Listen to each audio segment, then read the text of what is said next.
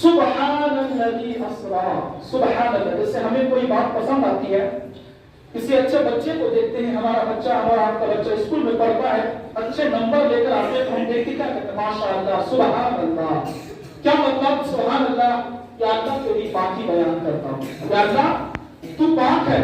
اور ہم اور آپ یہاں محفل میں بیٹھے ہیں، سبحان اللہ کہتے ہیں. اس کے بارے میں بھی بتاتا چلوں، حدیث پاک میں آتا ہے کہ سبحان اللہ کا مطلب ہم اللہ کی پاکی بیان کرتے ہیں. اللہ تیری پاکی ہے، تو پاک ہے اللہ. تو جب کوئی بندہ سبحان اللہ کہتا ہے، اللہ کی پاکی بیان کرتا ہے، تو اللہ ارشاد فرماتا ہے اے میرے فرشتوں گواہ رہنا، جن جن بندوں نے میرے محبوب کی محفل میں بیٹھ کر سبحان اللہ کہا ہے، میری پاکی کو بیان کیا ہے، جو کہا ہے سبحان اللہ، یا اللہ تو پاک ہے، تیری ذات پاک ہے، تو اے میرے فرشتوں جن جن بندوں نے اس محفل میں بیٹھ کر میری پاکی کو بیان کیا ہے، تو تم گواہ رہنا اے فرشتوں، میں نے ان کی زبان کو بھی پاک کیا ہے، ان کے دل کو بھی پاک کر دیا ہے. تو سبحان اللہ سے شروع کیا، سبحان الذی اسرا، پاک ہے وہ ذات. اللہ اپنے بارے میں خود کہتا ہے کیا؟ پاک ہے وہ ذات جو لے گئی اپنے بندے کو راتوں رات مسجد حرام سے مسجد اقصی. اب یہاں غور کرنے کا مقام ہے. آج دنیا میں کسی کا پیر و مرشد سفر کرے تو اسے اس کا مرید بیان کرتا ہے. آج حضرت وہاں تشریف لے کر گئے ہیں. کسی کا باپ اگر سفر کرتا ہے، انڈیا سے اگر باہر جاتا ہے تو بیٹا بیان کرتا ہے آج میرے والد وہاں گئے ہیں. اب دیکھیں ذرا مثال سے بات سمجھنے کی کوشش کرے.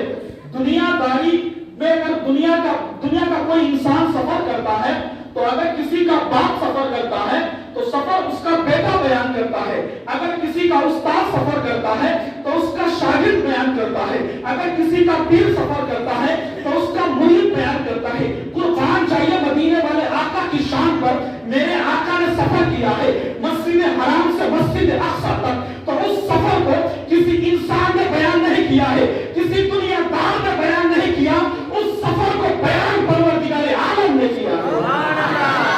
یہ میرے آقا کی شان ہے. پروردگار عالم نے اپنے محبوب کے سفر کو بیان کیا ہے. سبحان الذی اسرا بعبدہ لیلا من المسجد الحرام الى المسجد الاقصی. پاک ہے وہ ذات، اللہ اپنے بارے میں خود فرماتا ہے، جو لے گیا اپنے بندے کو راتوں رات مسجد حرام سے مسجد اقصی تک. یہ تو 27 شب ہے، یہی رات تھی.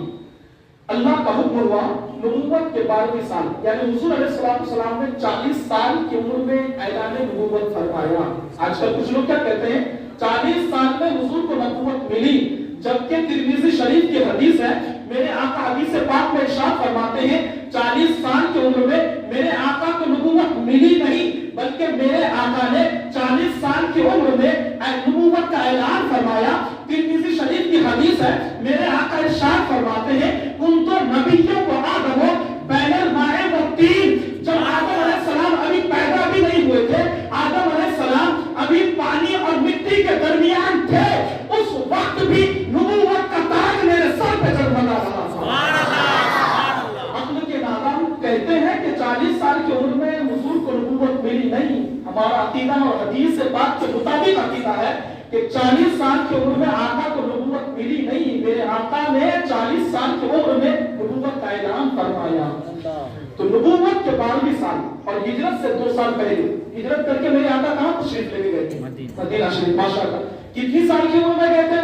آج ہمارا حال یہ ہے کہ ہم ناموں پر زیادہ زور دیتے ہیں، ہم نے آقا کی سیرت کبھی پڑھی نہیں ہے کہ ہمارے آقا کی عمر کتنی تھی، کتنے سال مدینے والے آقا نے مکہ شریف میں گزارا ہے، اور کتنی سال کی عمر میں مدینے والے آقا ہجرت کر کے مکہ سے مدینہ پہنچے ہیں. آج اگر کسی سے پوچھ لیا جائے تو شاید کسی کو معلوم ہو، الا ماشاءاللہ. تو 53 سال کی عمر میں میرے آقا ہجرت کر کے مکہ سے مدینہ شریف تشریف لے کے گئے تھے. کتنے سال کی عمر میں؟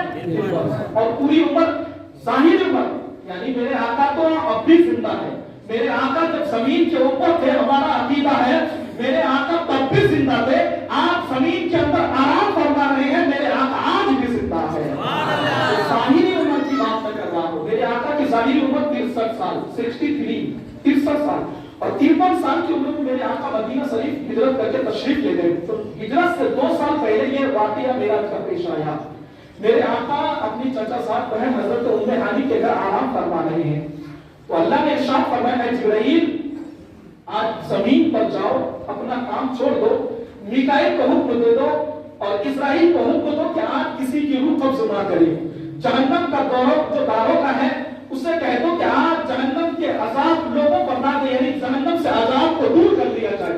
آج اے جبرائیل تم بھی جاؤ اور اپنے ساتھ میکائیل کو بھی لے کر جاؤ، اور اکیلے نہ جانا، دونوں کے ماتحت جو 70,000 فرشتے ہیں ان کو بھی ساتھ لے کر جانا۔ یعنی اللہ فرما رہا ہے اے جبرائیل تم بھی جاؤ، ساتھ میں میکائیل کو بھی لے کر جاؤ، اور 70,000 فرشتے یعنی 1,40,000 فرشتوں کی بارات لے کر جاؤ، اور میرے محبوب کو دلہا بنا کر میری بارگاہ میں لے کر آؤ۔ اور اللہ کا حکم پا کر، پروردگار عالم کا حکم پا کر، حدیث پاک میں آتا ہے حضرت جبرائیل علیہ السلام جنت جاتے ہیں، جنت میں جانے کے بعد جنتی چراغ جلاتے ہیں، جنتی مشعلہ جلانے کا حکم دے رہے ہیں، فرشتوں کو حکم دے رہے ہیں جنتی چراغ جلا لو، جنتی مشعلہ جلا لو، اور فرماتا ہے اے جبرائیل یہ کیا کر رہے ہو؟ تو حضرت جبرائیل عرض کرتے ہیں اے میرے پروردگار تیرے محبوب کو زمین کے جس حصے سے لانا ہے چاروں طرف اندھیرا ہی اندھیرا ہے، وہ بھی رات جو ہے چاند کی 27ویں رات ہے،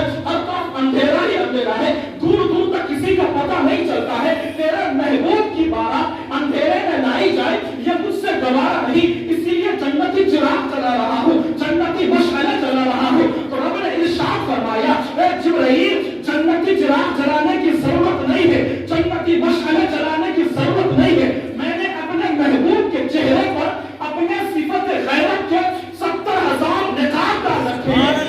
جبرائیل جب تم زمین پر جاؤ گے اور میرے محبوب کو دلہا بنا کر میری بارگاہ میں لاؤ گے تو میں نے اپنے محبوب کے چہرے پر جو 70,000 نقاب ڈالے ہیں تم ان 70,000 نقاب میں سے صرف ایک نقاب ہٹا دینا، زمین سے آسمان تک اجالا ہی اجالا ہو جائے گا۔ یہ میرے آقا کی شان، جب اس منظر کو میرے آقا حضرت نے دیکھا تو فرشتے کی سرزمین سے پکار اٹھے چمک تجھ سے پاسے ہیں سب آنے والے، میرا دل بھی چمکا دے چمکا ہے۔ اور اعلیٰ حضرت فرماتے ہیں وہ سرور کشور رسالت جو عرش پر جلوہ گر ہوئے تھے، نئے نرالے طرب کے سامان عرب کے مہمان کے لیے تھے، نئے نرالے طرب کے سامان عرب کے مہمان کے لیے تھے، اور اتار کر ان کے روح کا صدقہ۔ سبحان اللہ۔ ہمارے یہاں جب کسی کی شادی ہوتی ہے تو والدین یا عزیز و اقارب نا اس کا جو اتار کر کے کچھ روپے غریبوں کو دے دیا کرتے ہیں، یا بیٹا اگر کامیابی سے ہمکنار ہو کے آتا ہے، کسی کا بچہ دنیاوی معاملے میں اگر کامیابی حاصل کرتا ہے تو ماں جو ہوتی ہے یا عزیز و اقارب جو بھی ہوتی ہے اس بچے سے اتار کر کے، یا چھوٹا بچہ بہت پیارا دکھ رہا ہوتا ہے تو اتار کر کے ہم وہ روپے کسے دے دیتے ہیں؟ جو نادار ہے، غریب ہے، فقیر ہے، ان کو دے دیتے ہیں۔ قربان جائیے، بڑا لطف آئے گا۔ معراج کی رات بھی میرے آقا کے چہرے کا صدقہ اتارا گیا، سبحان اللہ۔ آقا کے چہرے کا صدقہ اتارا گیا۔ اعلیٰ حضرت فرماتے ہیں اتار کر ان کے روح کا صدقہ، سبحان اللہ۔ وہ نور کا بٹ رہا ہمارا۔ ہم اور آپ پیسہ اور روپیہ اتارتے ہیں، لیکن قربان چاہیے جب فرشتے آئے تو میرے آقا کے چہرے کو اتارا گیا، اور کیا اتارا گیا اور بانٹا کیا گیا؟ تو میرے اعلیٰ حضرت فرماتے ہیں اتار کر ان کے روح کا صدقہ وہ نور کا بٹ رہا ہمارا کہ چاند و سورج مچل مچل کر جبی کی خیرات مانگتے تھے۔ یعنی میرے آقا کے روح انور کا صدقہ اتارا گیا اور نور سے صدقہ اتارا گیا، اور وہ نور لینے والا کوئی عام چیز نہیں تھی، بلکہ وہ نور لینے کے لیے آسمان سے چاند بھی آئے تھے، آسمان سے سورج بھی آئے تھے۔ پتا چلا علماء بیان فرماتے ہیں کہ آسمان پر چاند جو دمک رہا ہے، سورج جو چمک رہا ہے، آسمان کے ستارے جو جگمگا رہے ہیں، یہ آقا کے نور کی خیرات ہے۔ آسمان پر سورج چمک رہا ہے تو آقا کے چہرے کی بدولت چمک رہا ہے۔ پتا چلا سورج کو روشنی ملی ہے، آقا کے صدقے میں ملی ہے، اور چاند کو روشنی ملی ہے، آقا کے صدقے میں ملی ہے، ستاروں کو روشنی ملی ہے، آقا کے صدقے میں ملی ہے۔ دنیا کی جو چیز چمک رہی ہے آقا کے چہرے کی وہ چمک ہے، ان کا صدقہ ان کو عطا ہوا۔ کیا ہے؟ آقا کے چہرے کی برکت سے آج دنیا کی ہر چیز چمکتی ہوئی نظر آ رہی ہے۔ اعلیٰ حضرت فرماتے ہیں اتار کر ان کے روح کا صدقہ وہ نور کا بٹ رہا تھا بارہ کہ چاند و سورج مچل مچل کر جبی کی خیرات مانگتے تھے، آقا کے نور کا خیرات مانگنے کے لیے آئے تھے۔ اب قربان جو یہ شان دیکھیے، میرے آقا علیہ الصلوۃ والسلام کی بارگاہ میں مختصر بیان کروں کیونکہ وقت بہت ہو چکا ہے۔ 1,40,000 فرشتے آتے ہیں، اب میرے آقا آرام فرما رہے ہیں، لیکن یہاں ایک بات یاد رکھیں، ہمارا سونا اور ہے، انبیاء اکرام کا سونا اور ہے۔ حدیث پاک میں آتا ہے کہ میرے آقا فرماتے ہیں کہ میں سوتا ہوں، میرا دل نہیں سوتا ہے۔ ہم اگر سو جائیں نا بستر پہ تو ہمارا وضو ٹوٹ جاتا ہے، ناقص ہے وضو۔ ہم اگر وضو کر کے سوئے، مسئلہ یہ ہے وضو کر کے سوئیں گے اور نیند سے اٹھنے کے بعد ہم اگر یہ سوچیں کہ میں تو وضو کر کے سو جاتا تو میں نماز پڑھوں، تو نہیں، نماز نہیں ہوگی، دوبارہ وضو کرنا ضروری ہے۔ لیکن انبیاء اکرام اگر وضو کر کے سو بھی جائے اور اسی وضو سے وہ نماز پڑھے تو ان کو دوبارہ وضو کرنے کی ضرورت نہیں ہے، اس لیے کہ میرے آقا فرماتے ہیں ہماری آنکھیں سوتی ہیں، ہمارا دل جاگتا ہوا رہتا ہے، ہمارا دل جاگتا رہتا ہے۔ اب میرے آقا حضرت ام ہانی، میرے آقا کی چچا صاحب بہن، ان کے گھر آرام فرما رہی ہیں۔ حضرت جبرائیل علیہ السلام تشریف لائے، دیکھا کہ میرے آقا آرام فرما رہے ہیں، تو اللہ کی بارگاہ میں عرض کہ مولا تیرا حکم ہے کہ تیرے محبوب کو جلدی سے دولہا بنا کر تیری بارگاہ میں لایا جائے، لیکن تیرے محبوب آرام فرما رہے ہیں، اس کو جگاؤ کیسے، جگاؤ کیسے ان کو؟ تو اللہ کا حکم ہوا کہ اے جبرائیل، میں نے جو تمہیں کافوری ہوش عطا فرمائے ہیں وہ کس دن کے لیے عطا فرمائے ہیں؟ میں نے جو تمہیں کافوری ہوش دیے ہیں آج ہی کے دن کے لیے تو میں نے تمہیں دیے ہیں۔ اپنے کافوری ہوش میرے محبوب کے قدموں پہ لگا دو، میرے محبوب کے قدموں کو چوم لو، تیرے ہوش کی ٹھنڈک میرے محبوب کو محسوس ہوگی، میرا محبوب دل سے بیدار ہو جائے گا۔ قرآن سے یہ حضور کی شان دیکھیے، پروردگار عالم زمانے کو بتا رہا ہے کہ اے زمانے والے میرے محبوب کی شان دیکھو، جہاں جبرائیل کے سر ہے وہاں میرے محبوب کے قدم مبارک ہے۔ جبرائیل جو فرشتوں کا سردار ہے، جہاں ان کے ہونٹ ہے، جہاں ان کے سر ہے، وہاں مدینے والے آقا کے قدم مبارک ہے۔ تو علماء بیان فرماتے ہیں کہ جس نبی کے قدم کا یہ عظم ہے، اس نبی کے سر کا کیا عظم ہوگا۔ یہ مدینے والے آقا کی شان ہے۔ اب مدینے والے آقا کو حضرت جبرائیل علیہ السلام بوسہ دیتے ہیں، میرے آقا کو ٹھنڈک محسوس ہوتی ہے، میرے آقا کی آنکھیں کھل جاتی ہے، شوق فرماتے جبرائیل اس وقت کیوں آئے ہو؟ کہا کہ یا رسول اللہ، پروردگار عالم آپ کی ملاقات کا مشتاق ہے، مشتاق کہتے ہیں انتظار کو، آپ کی ملاقات کا مشتاق ہے، آج آپ کو اپنا دیدار کرانا چاہتا ہے۔ اب حکم یہ ہے کہ جلدی سے آپ کو دولہا بنایا جائے اور دولہا بنا کر پروردگار عالم کی بارگاہ میں آپ کو لے جایا جائے، آج رب آپ کو اپنا دیدار عطا کرنا چاہتا ہے۔ اللہ کے محترم یہاں ایک اور بات عرض کر دوں، حضرت موسیٰ علیہ السلام کو بھی معراج ہوئی، لیکن مدینے والے آقا اور حضرت موسیٰ علیہ السلام کے معراج میں فرق دیکھیے۔ پروردگار عالم نے حضرت موسیٰ علیہ السلام سے کلام فرمایا تو حضرت موسیٰ علیہ السلام کو بڑا لطف آیا، کہا کہ مولا تجھ سے جو کلام کرنے میں اتنا مزہ آتا ہے، جب تجھے تیرا دیدار کروں گا تب کتنا مزہ آئے گا، اس لیے میں تیرا دیدار کرنا چاہتا ہوں۔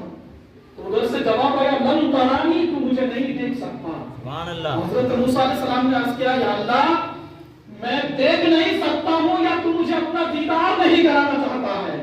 تو اللہ کی طرف سے حکم آیا اے موسیٰ میں تو اپنا دیدار کرانا چاہتا ہوں، لیکن تمہاری نگاہ میں اتنی وسعت نہیں ہے کہ تم میری تاب نہ سکو، میرے دیدار کو برداشت کر سکو۔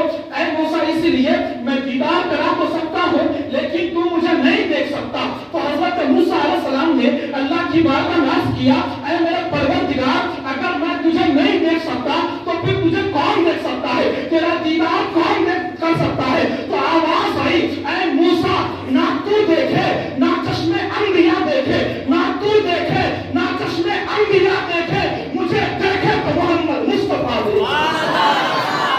میرے آقا کی شان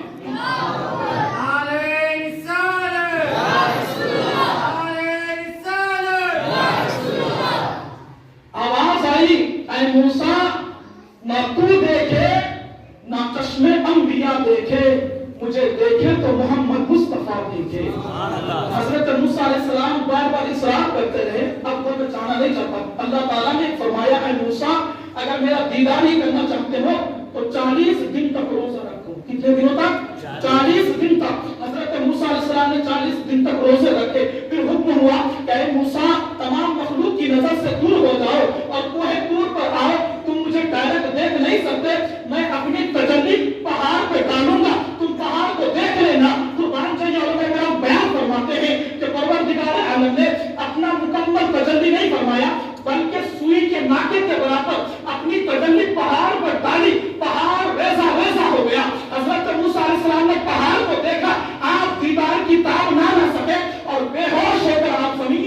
تشریف لے کر آئے. اب بتانا یہ چاہتا ہوں کہ اندازہ لگائے حضرت موسیٰ علیہ السلام نے رب کا دیدار نہیں کیا بلکہ رب کی تجلی کا دیدار کیا.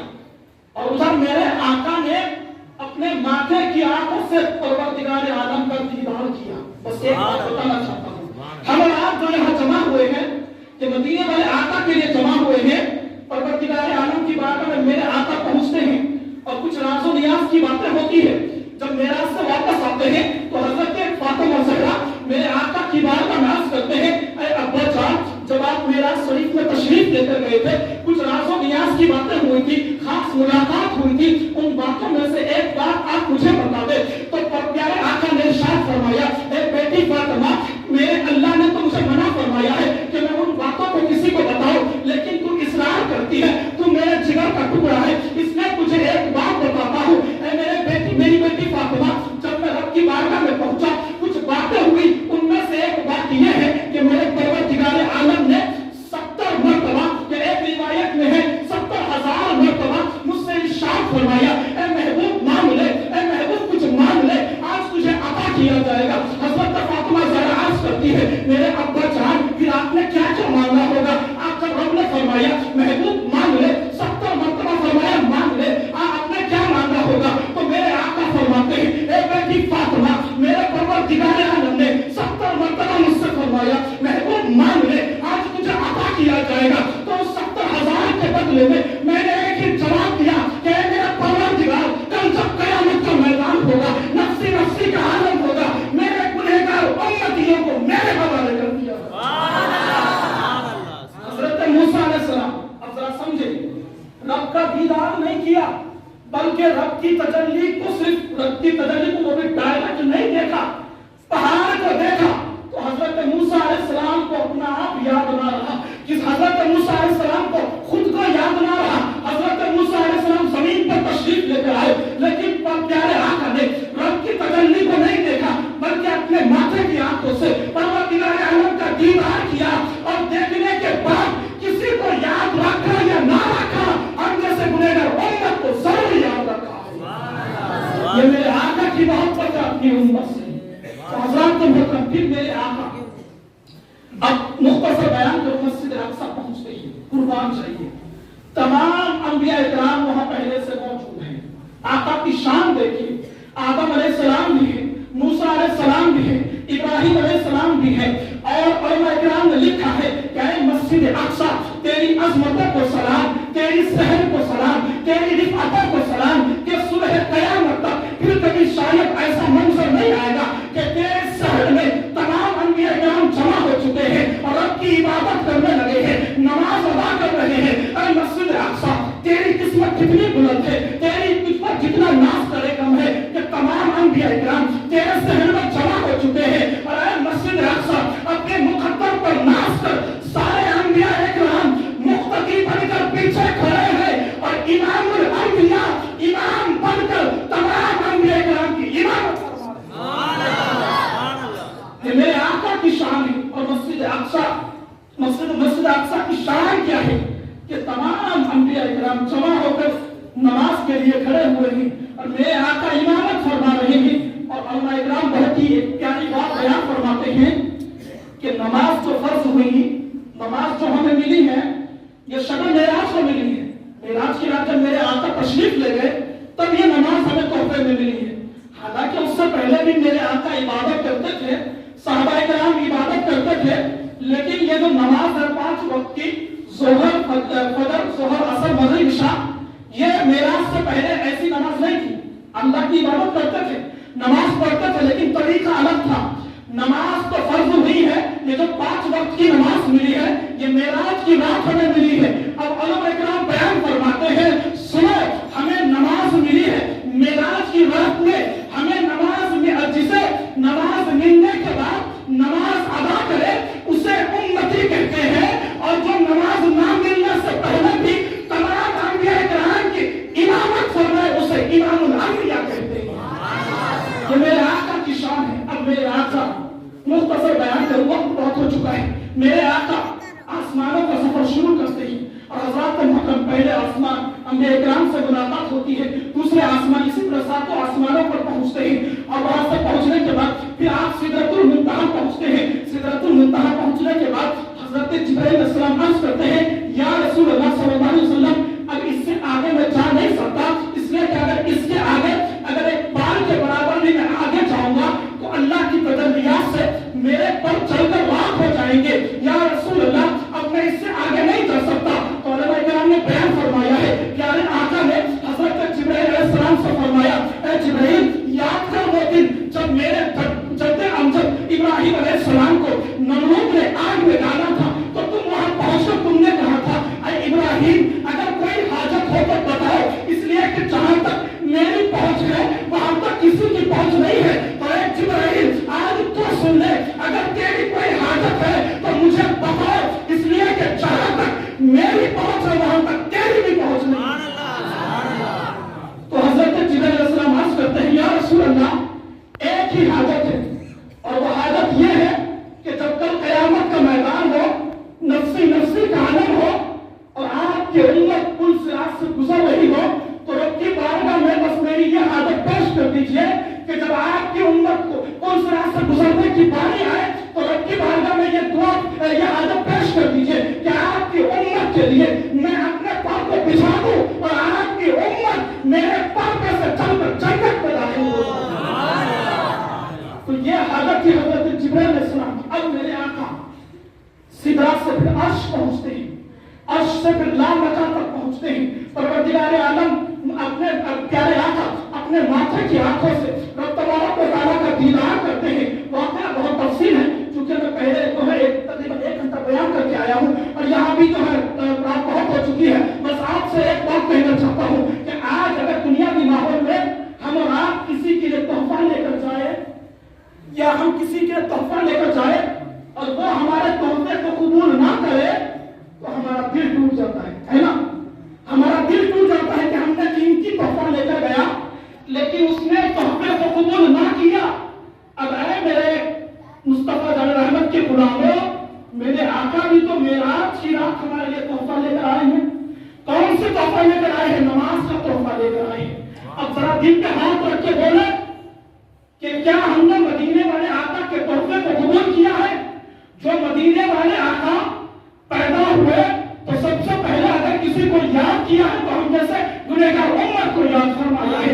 मेराज की रात में गए हैं तो हम और आपको याद फरमाया है। अब मेरे वो आका हमारे लिए नमाज का तोहफा लेकर आए हैं, हमने उनको कबूल किया है कि हमने मेरे आका के तोहफे को कबूल किया है। और कुर्बान चाहिए, जब मेरे आका नमाज का तोहफा लेकर आ रहे थे तो रब ने नमाज 50 दी थी, लेकिन कम होते हुए थे 45 वक्त की कम हो गई, 5 वक्त की रह गई है। तो अल्लाह ने इरशाद फरमाया, ऐ मेरे महबूब, मैंने तो नमाज 50 वक्त की दी थी, लेकिन अब 45 वक्त की कम हो के 5 वक्त की नमाज रह गई है। लेकिन ऐ मेरे महबूब, जो कोई आपका उम्मती 5 वक्त की नमाज पढ़ लेगा, मैं उसे 5 का नहीं बल्कि 50 नमाजों का सवाब अता करूंगा। अगर हम सही मानों में मदीने वाले आका के गुलाम हैं और हम गुलामी का दावा करते हैं, आका से मोहब्बत करने का दावा करते हैं, आशिक होने का दावा करते हैं, तो सही मानों में वो आशिक होता है जिसने अपने महबूब के तोहफे को कबूल किया है। तो आज की रात ये इरादा करके जाए कि मदीने वाले आका हमारे लिए तोहफा लेकर आए हैं, अब उस आका के तोहफे को हमें कबूल करना है। और कितनी बड़ी सआदत की बात होगी कि मेरे आका ने फरमाया कि जब कोई मेरा उम्मती नमाज पढ़ता है, मेरी आंखों को ठंडक पहुंचती है। तो हमारे लिए कितनी बड़ी मुकद्दर की बात होगी कि हमारे जरिए से मदीने वाले आका को ठंडक पहुंचे। और कुर्बान चाहिए, जब हम नमाज का दामन थाम लेंगे, आका के तोहफे को कबूल कर लेंगे, तो उलमा इकराम ने बयान फरमाया है कि ऐ सुन्नी मुसलमानों, जब तुम नमाज का दामन थाम लोगे तो सुनो, जब तुम इस दुनिया से जाओगे तो तुम्हारी कब्र फिर कब्र नहीं रहेगी, बल्कि तुम्हारी कब्र जन्नत के बागों में से बाग बना दिया जाएगा। तो हज़रात, मतलब इन्हीं चंद बातों के साथ मैं अपनी गुफ्तगू